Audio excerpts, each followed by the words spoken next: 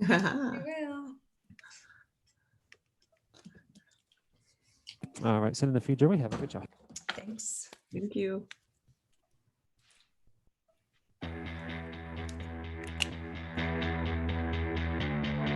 Welcome to an enlightened hour of interactive talk. This is Guided Spirit Conversations with host Marla Goldberg. In this program, we spotlight guests from all over the globe who have helped others change their lives, and we'll provide you with the tips, tools, and techniques that you need to help make a difference in your own life. Now, here is Marla Goldberg. Hello, everyone. How are you doing today? Welcome. It's Thursday, so it's Guided Spirit Conversations Day, and I hope you're all doing well. Today, I'm really thrilled to have Karen Copperwaite with me. She's also known as Soli Sister and is an intuitive, heart healing, soul nurturing intuitive healer, life coach, and angel messenger. Karen facilitates vibrational energy shifts and invites light workers to step forward into their life purpose and ignite their inner wisdom. Through intuitive life coaching and energetic healing, Karen is a teacher and a guide who is here to inspire and provide a soulful toolbox that individuals can use to move forward, strong and confident in all areas of their life. Welcome, Karen. How are you doing? Good, Marla. Thank you so much for the introduction, and thank you for having me on your show. I'm so excited. I've been trying to get you on here for quite a while, so I'm so happy to finally have you here. It's So great to be here. let's start at the beginning. Sounds good.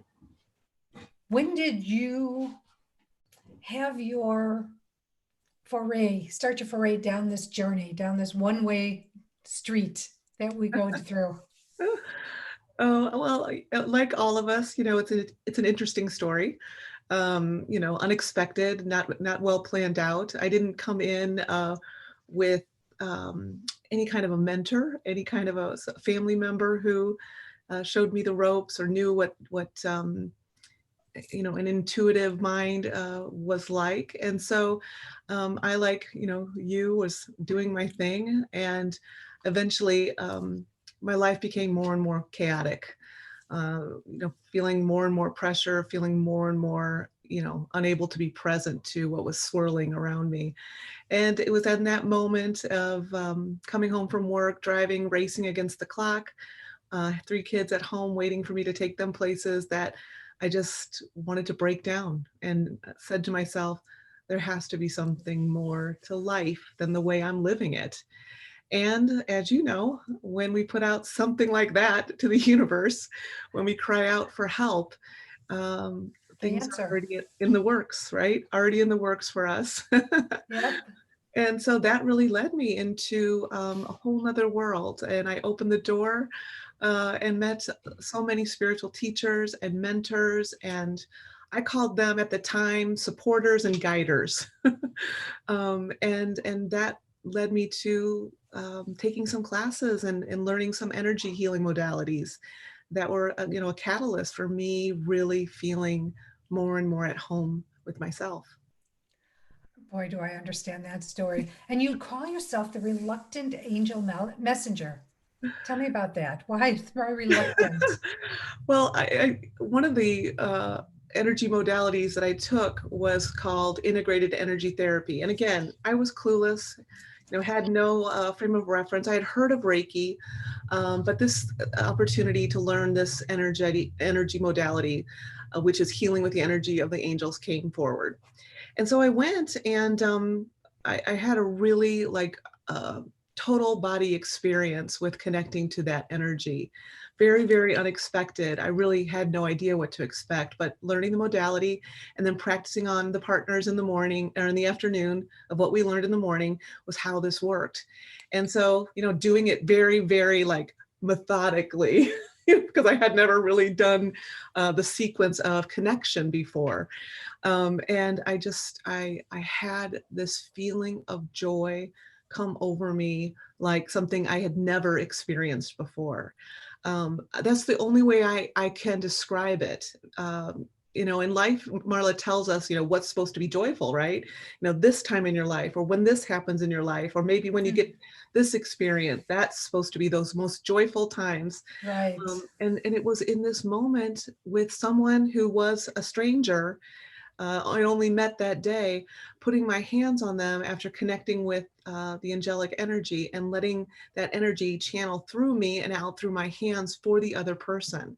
So again, this idea of just being a go-between was something I didn't have any clue what that meant, but in the moment of connection was what I felt. And as I kept moving through, because again, I left that day kind of in shock and I'm really uncomfortable at the experience, I started practicing on more and more people. And during that times of practice, again, just practice. Hey, did you know I tried this? Would you like to let me practice on you? And I would start to receive messages. And of course, I was like, totally shaking them off, like, a pitcher who shakes off the catcher's signal, like, I can't say that. And what happened was Spirit and the angels would really repeat themselves 3 times for me. And finally I was like, okay, I'll say it. But it always took 3 times before I was like, okay, I'll say it. Almost in that tone of voice that I'm giving you. All right. I get it. So that's really why, I laughingly say now, I can be the reluctant angel messenger. Although now, after this many years, I trust that whatever's coming through me is for the other person. And all I need to do is deliver the message, right? That's my responsibility. Exactly. You don't judge, you don't filter, you don't question, you just repeat it. Yeah, because the angels know. Yeah, I don't worry about how it's going to be received. I do sometimes get people say, I'm not sure what that means, or I'm not sure what they're referring to. And I always know, I listen a little bit more, try to give that little bit more detail, and then just say, maybe this will come to you. I believe that there's purpose behind this. And so I'm just going to let it be, and we'll keep moving. Or keep your antennas up, because if it's coming through, might not be in your energetic field now, but it might be in a week or 2. Absolutely. Absolutely. And it usually happens. I love when people, send me a message, an email, a call, and say, I know what they were talking about now. It's always fun. It is. And it gives you confirmation, which makes you feel so much like, okay, the angels aren't disappointing. And even though they'll never disappoint you, it's still another confirmation like, yep, spot on, spot on. Yes. And, what I love about working with the angels when they want to deliver a message is the way they bring it through is so high vibrating. That's the only way I can describe it. It raises up your energy to receive it.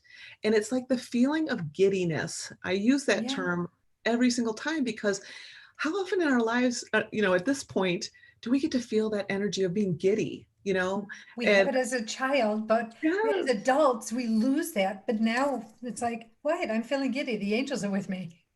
Absolutely. And so, that's the fun part about working with that energy. We have to raise our own energy up in order for them to come into that place to be able to meet and be able to communicate and to feel, that back and forth feeling. That's so true. I want to go back to that first person when you were doing your first message. Yeah. Do you remember that experience, like her reaction, what she came back with you, when she gave you any feedback, what it was and how you reacted to it? Well, that's a great question, but I'll tell you the truth about the first connection. When I was in that class, learning in the morning, practicing on a partner in the afternoon, and then we switched, is what happened for me is that initial, connection, and then that feeling of what I describe as joy, like I had never felt before. And then I began doing the hands on the crown chakra. We started there and moved to the different energy centers in the body. What happened for me is I started to sweat profusely. Like, I can't even tell you, Marla, it was like I was on fire. My hands were on fire. My head was on fire. I was sweating down from the top of my head, literally ski slope on my nose. And I was praying, please don't let that hit her. And I remember praying, could you please turn down the heat? Could you please turn it down? But I think, again, so the ability to receive messages at that point was not there. I was just channeling energy and trying to get my body to, I guess, adapt to what that was like. And I also think probably because I was a very reluctant conduit at the time, they perhaps needed to shock my system. So I knew this was something. I And can that would so have been like relate. me. That would have been like me. Yeah, when I get into the energy, I either itch, my eyes start to water, and I start to yawn. It's not pretty at all, and I look like a raccoon when I'm done. But Mhm. at least I know I'm like right there in the energy. And again, not pretty, but effective. Yeah, that was something I didn't know anything really about how this would work. And so about a few days after this experience, I said to the teacher, I need to talk to you. I mean, it was like I was like there was something wrong with me. I did not see it at that point as connection. I did not see it as something, that sweating profusely really made me feel self-conscious. I thought there was something wrong.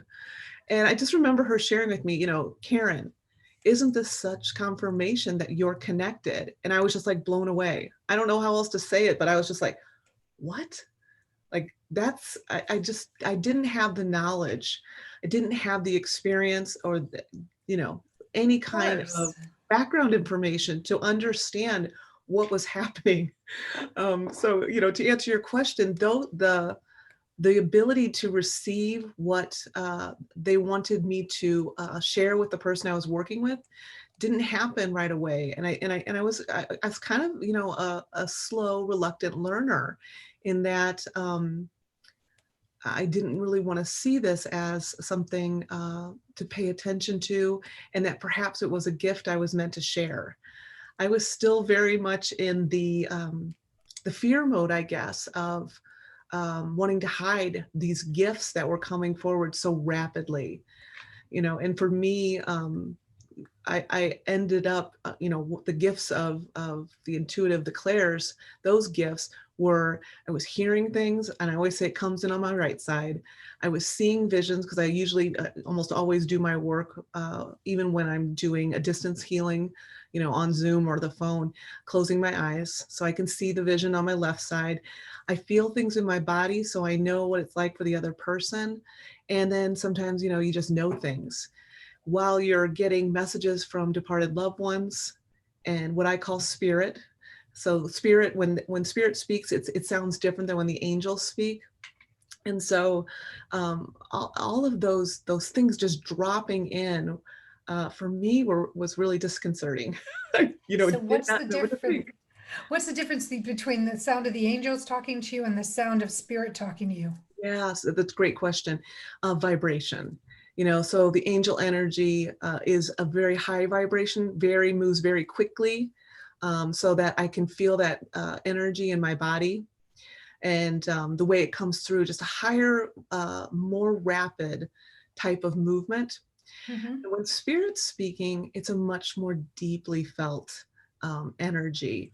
I would call it spirit's energy for me comes in as deep wisdom. And so those messages are often so profoundly different than what our human minds can think, Mhm. that it often shocks both myself and the client because it's just like, the explanation, the understanding, the wisdom is often beyond what our human minds would think of on its own. Which is so amazing. Yeah. Absolutely amazing. So you refer to yourself as an empath. Let's talk Mhm. about the characteristics of an empath because there's so many out there and they receive what empaths receive, but they don't really like know that they're an empath. So maybe this can help. Yeah, I love this, Marlon. I know you and I were talking even before we started, just saying that for me, I didn't realize there was a term called an empath, like a noun. Empathic was something, of course, that had come forward, but to know that there are certain characteristics of someone who is here for a purpose of being someone with a huge heart, with an instinct to help and reach out to others. And we're so good at putting ourselves in other people's shoes. It's like we can drop right in there and know exactly what they're feeling and experiencing. um, empaths have an incredible compassion for people. And there are obviously really, beautiful, beneficial parts of that. And there are more challenging parts as well. And we'll talk about those. But what we found out, even scientifically, is that empaths have a very sensitive neurological system.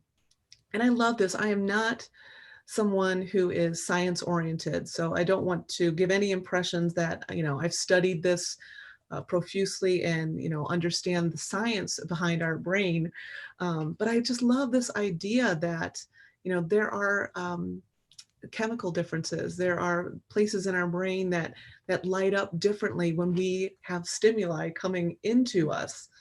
It helps explain for me, and I'm sure for you and other empaths, that this idea of being too sensitive, or this behavior characteristics of being able to cry at the drop of a dime, see that commercial, hear someone's story, get choked up, is not something that means we're too much of something. We're not too sensitive. It's the way we're wired.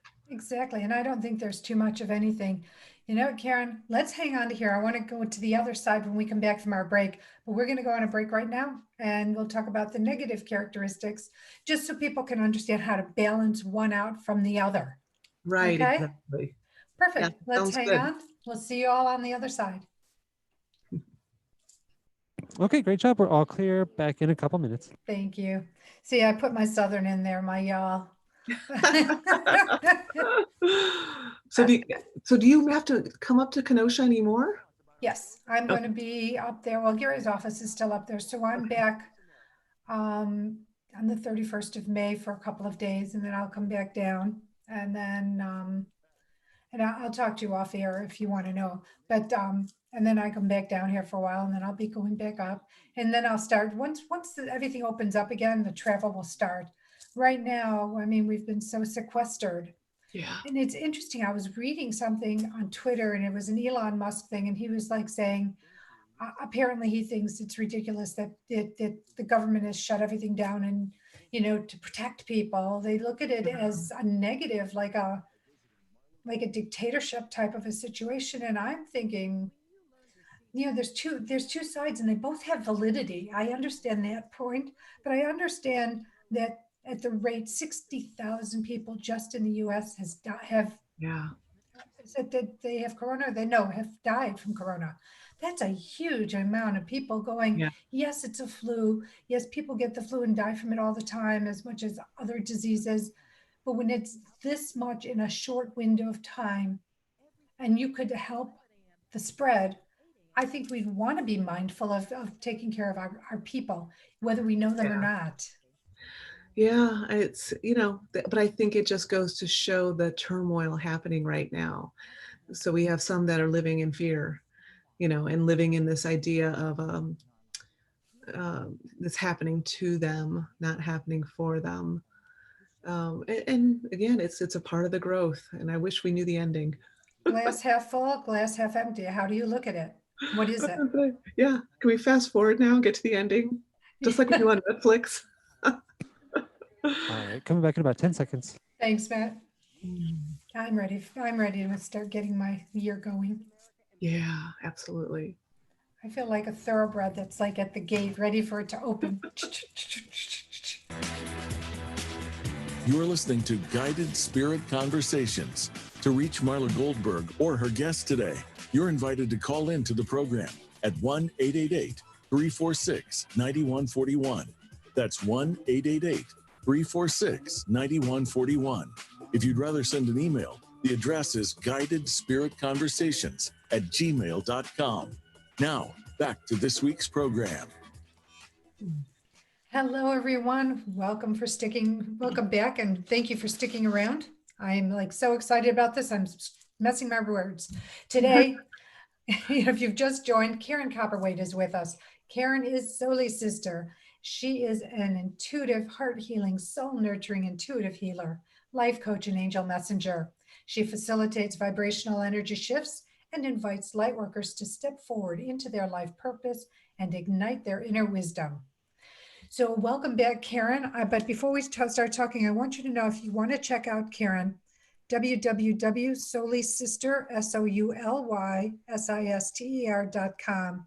And you can reach out to Karen@soulysister.com. So welcome back. Thank you, Marla. So fun being here with you. Thank you. I just love talking to you. So we were talking about the characteristics of being an empath, Yes. which is different than being empathizing with somebody. But there's a negative side to that. I hate to call it negative, but there's the duality of the characteristics. So the other side of the characteristics we shared prior to break, what would those be? Yeah, I mean, I think we call them the challenges, right? And there are, different challenges that are very similar for almost all empaths, especially before we learn the tools to ground ourselves and to, protect our porous energy fields. And so that is one of the number one challenges, is being physically exhausted. Mentally exhausted, emotionally exhausted, whatever, the exhaustion piece of feeling too much. And again, we're not trying to judge the idea of your empathy, your empathic levels, but just this idea that if we have these, what I understand is porous boundaries, meaning I imagine that, that tender part of your arm, your forearm, the underneath part, I just imagine there are these big gaping open pores that are allowing energy from outside of me to come in, and I basically drink it up. I basically can. You're like a sponge. Yeah, energetic sponge, absolutely. Yeah. And so that's something to be aware of, and it helps us to make sense of why in certain situations we just get so drained, whether it's situations like being in a public place with lots of people, mall situation, just crowded spaces. Festivals. Yeah, exactly. Any kind of concert or ball game or anything like that. And then, it just helps us understand why certain people, maybe those that we work with, maybe they are family members, maybe we feel like we attract certain people that come and want something from us. And I often tell people that, others like that are more draining people are attracted to your light. And it is almost like you have something above your head that is calling to them, that they unconsciously want. They know that you're able to give something that they need. And a lot of it's unconscious. And there are some that are more consciously choosing to, kind of be attracted to like-hearted people. Like a mosquito, sucking your blood. I mean, I hate to put it in that kind of graphic, but that's the visual that just was shown to me. Yeah. And so, yeah, I mean, the ones that like, they know how to get in there and they know how to just take what it is that they need or want, leaving you drained or exhausted. Yeah, and I think the tendency is to be a giver, and to believe it's your responsibility to give to someone else what they don't have, or what we perceive that they need and don't have. And what I've learned through the years is we have to honor each person to have their own journey, that they are allowed to have the experiences that they have called forward in their life. And it's really challenging because nobody wants to see someone else suffer or go through such despair, heartache, whatever the situation is. But we also know we can hold space for them. We can see them in their highest light, and we can know that they have chosen an experience to learn from. And we're meant to be supportive, but not jump in and save. Does that make sense? Absolutely. Absolutely. And Mhm. sometimes the biggest gift you can give someone is to let them, not to save them, but to let them go through their experience, because that's Yeah. their stepping stone of growth. That's their expansion. And when you go in and try to save someone, when your savior kicks in and it's like, no, I can help you. I'll take care of you. And then Right.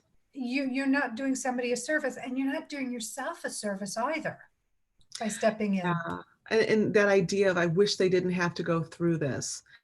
When they hurt, I hurt.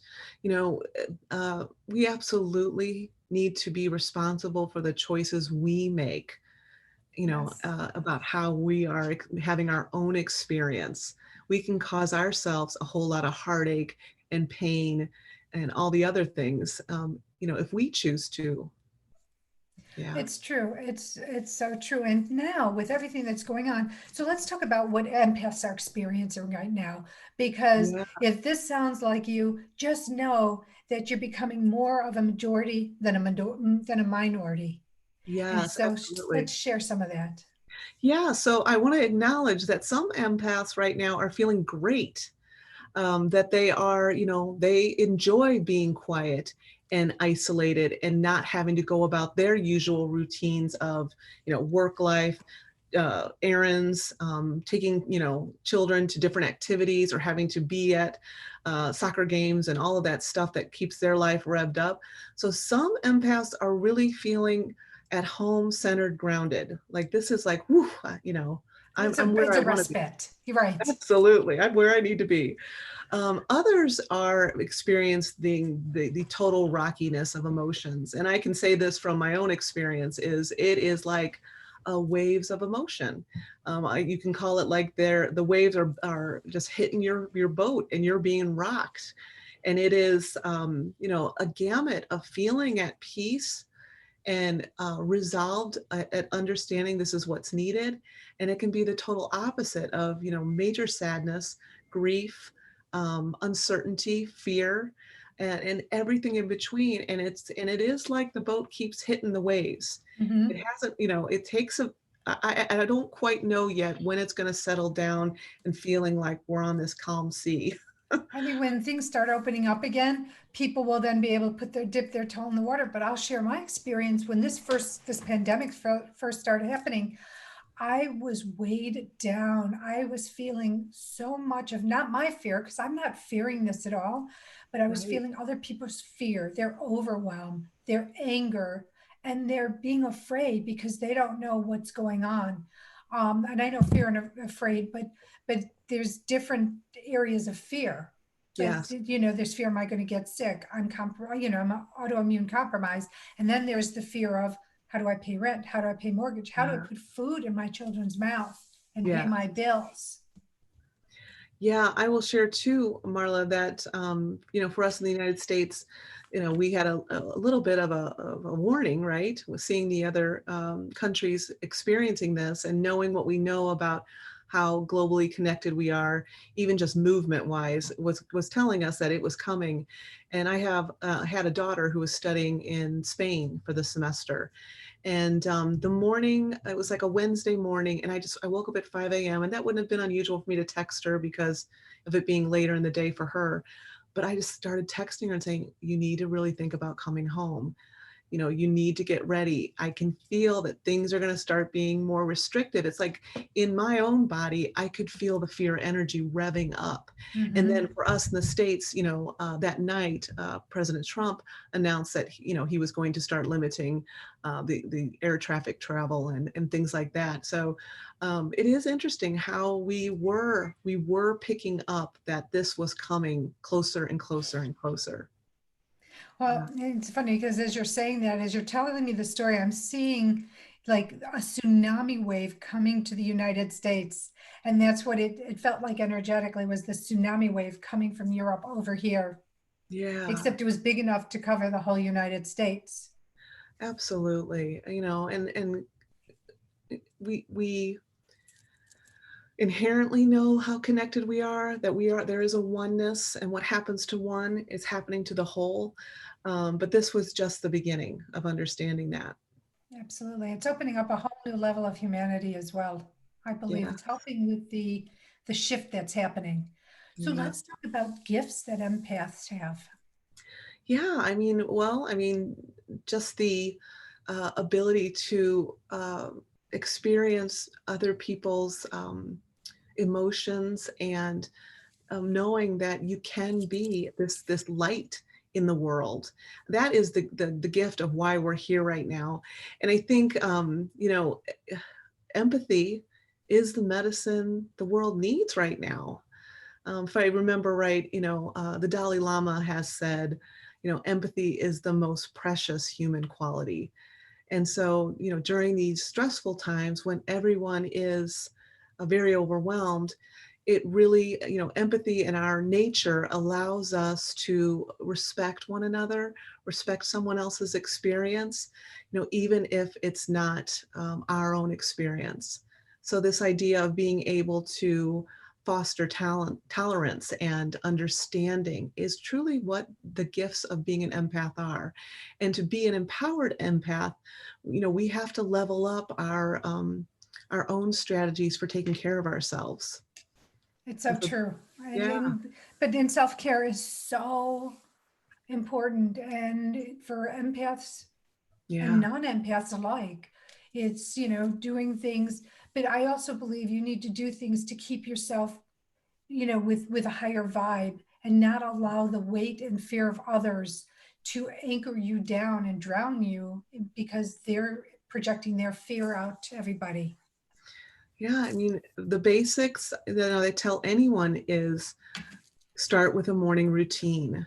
Most of us have, especially empaths, have the most energy, in the morning or at the beginning of your day, no matter what time it is.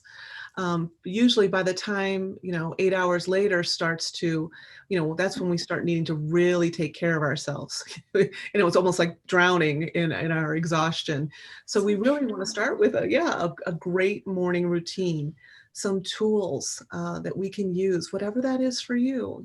For some it will be meditation, others it will be some kind of guided reading, others will begin to pray.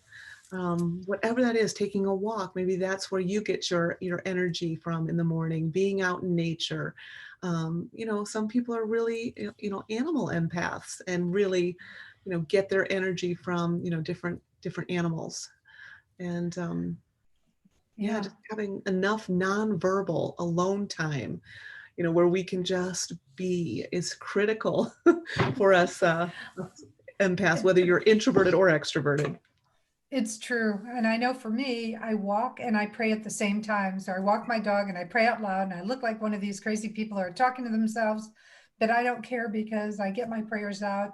And then it's like, okay, I've got my day started. And my day never feels right if I miss one of those two elements. Yes. It feels off. And that's about having boundaries, right? It's about knowing what you need and knowing what overwhelms you. And so it's so important that you have those set self-care practices that, you allow yourself, because you know what you need, your nature, and, it's a beautiful part of who you are. It's so true. So let's talk about some tools that to cope with the overwhelm that one might feel being an empath. Yeah, I mean, one of the critical things that I learned, in my journey of really understanding myself as an empath is to notice energy. And so, as an empath, whatever way it comes through for you, you want to notice if you're giving away your energy. And so that will feel really physical for some of us. We'll physically feel in our body. Some of us might get headaches. We'll have that stomach problem. We'll have tightness in our chest. Sometimes we'll even have this what I describe as almost like a golf ball feeling in our throat. It Mm-hmm. gets really hard and it can hurt. So noticing some of those places in our body, some of those symptoms, those physical places, is essential into identifying when you're overwhelmed. So you're giving your power away. That's the simplest way to put it. And you want to choose to hold on to your power. So, like not watching the news, right? Yeah, that's a powerful one. No, Yeah. no pun intended with power. But I have a question. I need to interrupt and just ask, giving your power away as a human, giving your power away to somebody else, opposed to giving your power away on an energetic level. Is there a way of discerning that so people understand the difference? I just think noticing emotions will help you know when you're handing over your power to someone else. So if someone's, angering you, if you are hearing people talk, if you're reading things, if you're listening to something and you're noticing that it's revving you up, that you're wanting to call someone, an idiot, whatever that is, just know that you're giving, a little bit of your power away to that person. Um, if you have family members in the house, a lot of empaths right now can be struggling because, your partner's home and working. You have children that are typically at school or even away at school, and everybody's home and trying to navigate the waters. When you jump in and feel those emotional feelings that are really, really strong, it's important to allow them to come forward, but perhaps notice too when you're handing over your power to somebody else.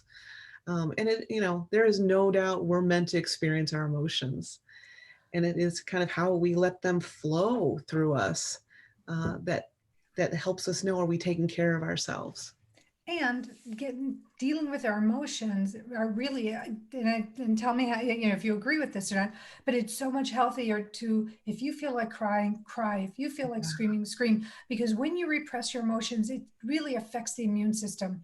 It affects all your internal systems. And then you tend to start compromising yourself and opening yourself up to dis-ease.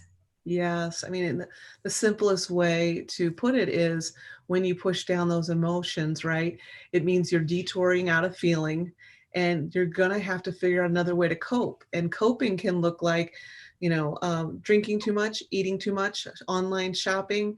It could mean, it sometimes comes across as self-righteous behavior. You're doing everything right. All these others are doing it wrong. So it's just paying attention to, are you someone who's choosing to detour away from truly feeling your stuff? And it's, like you said, it's critical that we acknowledge our emotions and express them in the best way for us. And even if we do, in my household now, we're a house of 5 again. Even if you do so-called go off on someone and express things that are kind of ugly, acknowledging and forgiving yourself for being very human, because we are so very human, and that's the important piece. Aren't we though? When we come back, we're about to go for a break, but when we come back, I want to talk about empathic children and how we can nurture them. Oh, So, that sounds good. Sounds great, doesn't it? Yeah, So, thank you. Yes. Stay tuned. We'll be right back.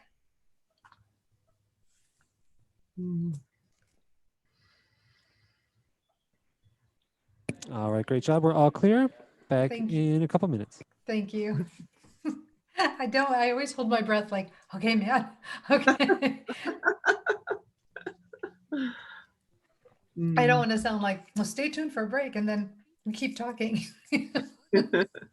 So, is there anything that I haven't addressed that you want to address? Oh, let's see. Maybe just a question about other ways to manage your sensitivities. I'll talk a little bit about the angels there. Okay. And then what I'd like to do is, when we get to be about 4 minutes, if we can take the last couple of minutes and you can talk about all the great things that you're doing, your retreats, whether they're virtual or, your online, your live things, your meditations, all the great things you're working on. Yes. Yeah, I can do a quickie. I'll do a quick forgiveness practice too. And that goes along with children and then what we're noticing. Perfect, because we'll have, when we get back, we'll probably have maybe 13 minutes of between charity shout out, talking about nurturing empathic children. We can go into that.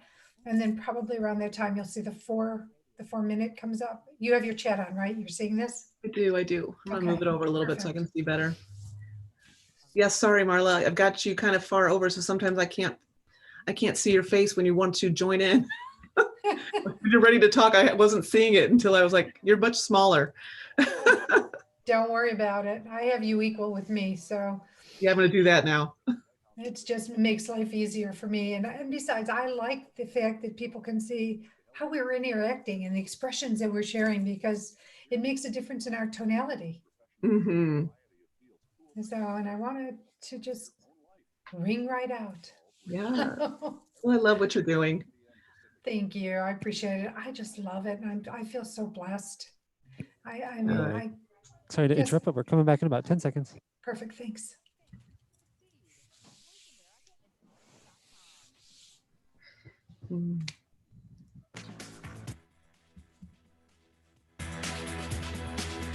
You're listening to Guided Spirit Conversations.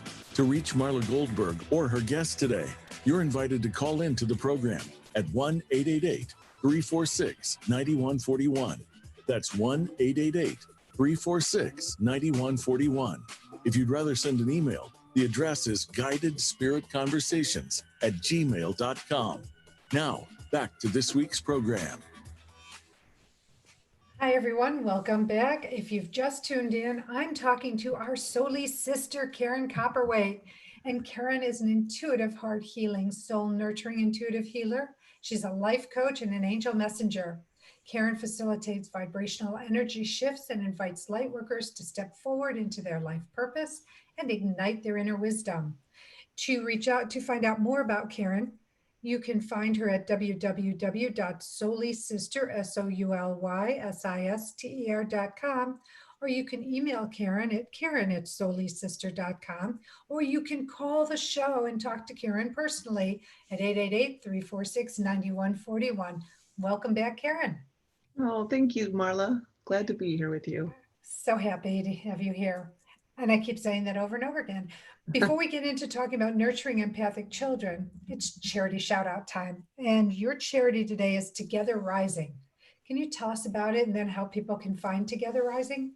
Yeah, so you can find Together Rising at togetherrising.org.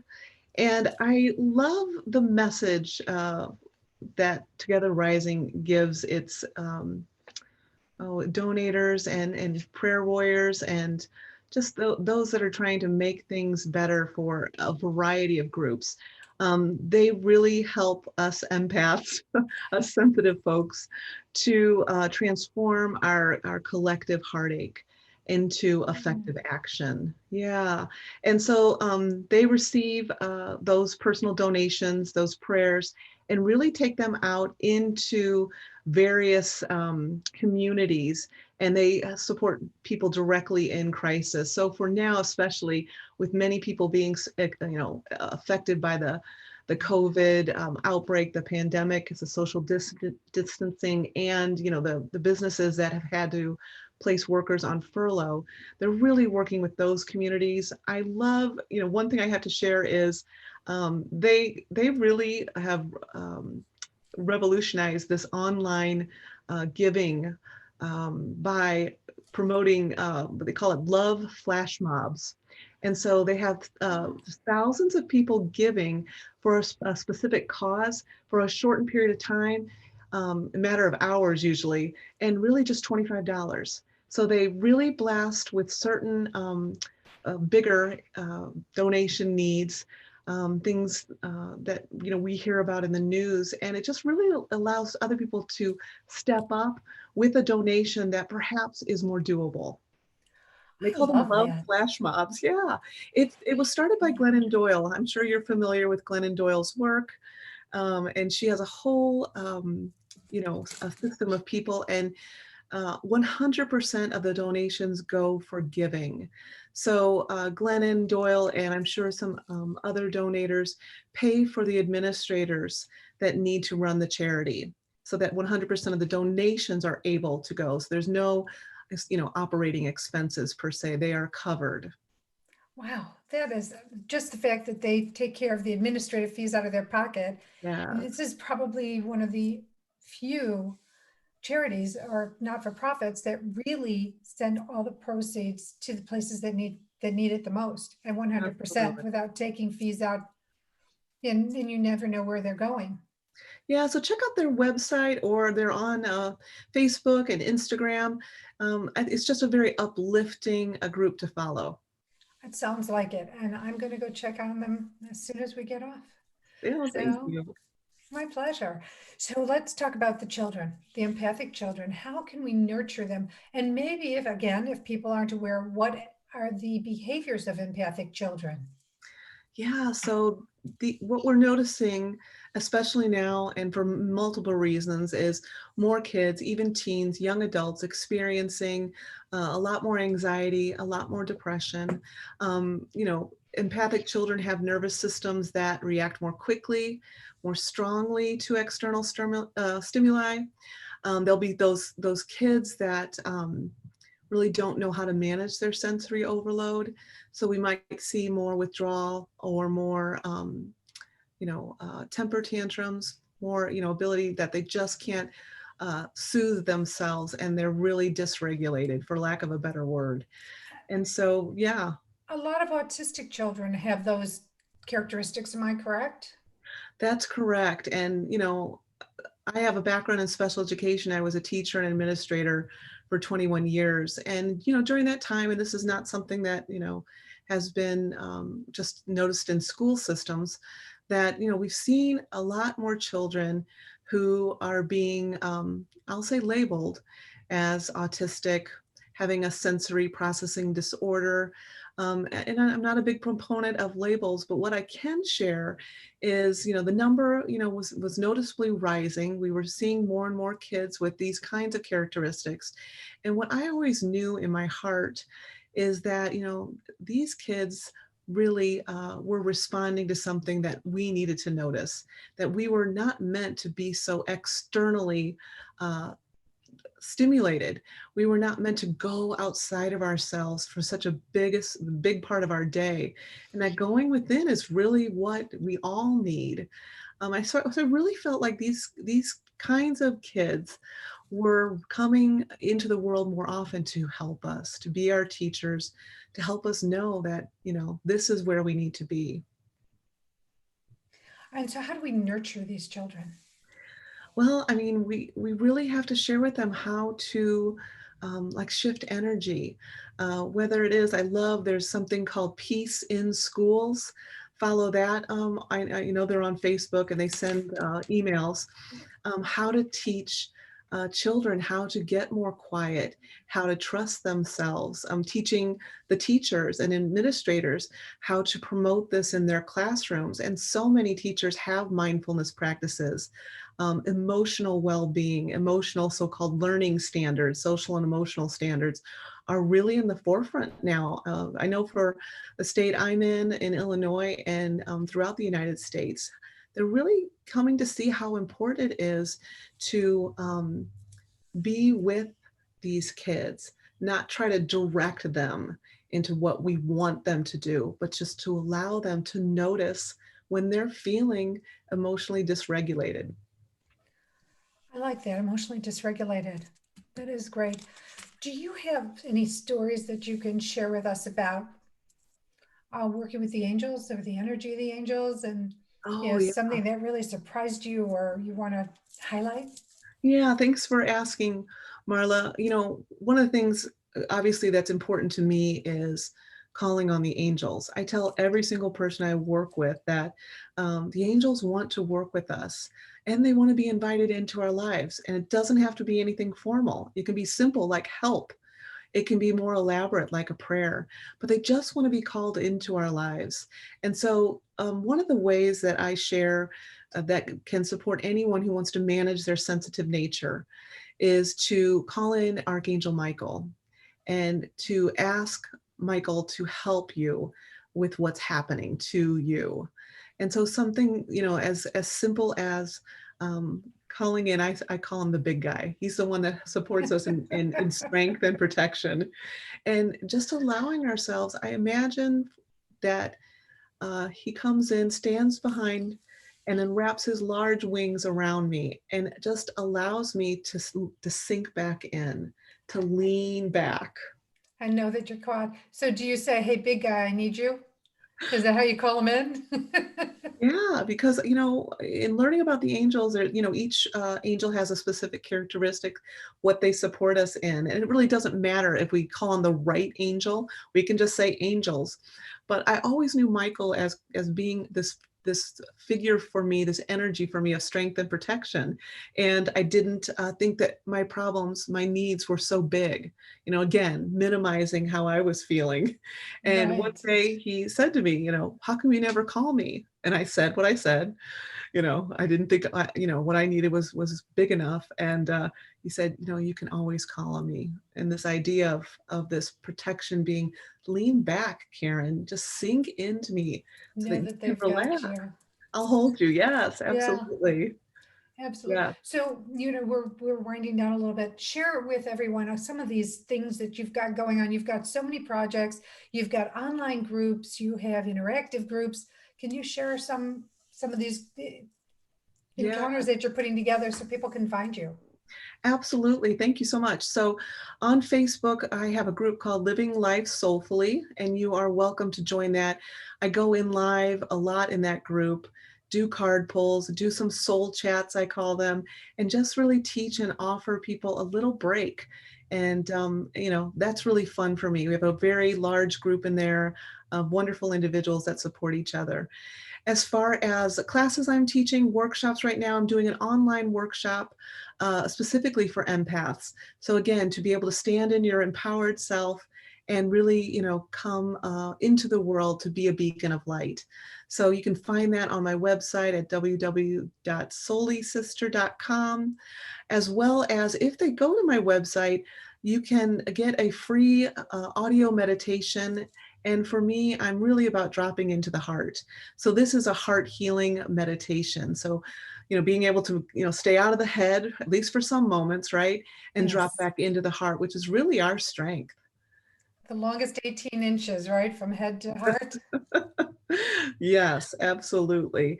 I am doing a retreat in Sedona that has been rescheduled. And so people can find out that information through the Facebook group or on my website, and it's going to be next year. We're shooting for June right now. If we can make it any sooner, we're gonna make that happen because we know people are wanting to get out there and do a retreat for themselves. And the Angel Valley, where you're going to do the retreat, is such an amazing place. So big Yes, call out to them. Karen, absolutely. thank you so much for being here, for sharing everything that you've shared, because I know that it's going to be so helpful for so many, and for doing what you do, because it's so powerful, so amazing. And I'm so grateful that you shared it here. So thank Yeah. you. Thank you so much, Marla. It's a pleasure to be with you. Always a pleasure to have you. And the way you have the exchange. And I want to thank everyone at Voice America for getting the show on, helping me with all my technical challenges, which I have some days many. I want to thank Teresa Scott Reed, and I want to thank our new person, our new assistant, Angelique Wiesman. And I want to remind you that the Global Consciousness Summit is going to be launched on May 18th. Keep an eye out for the links because it is amazing. We have powerful expert interviews, and Karen happens to be one of them, and they're phenomenal.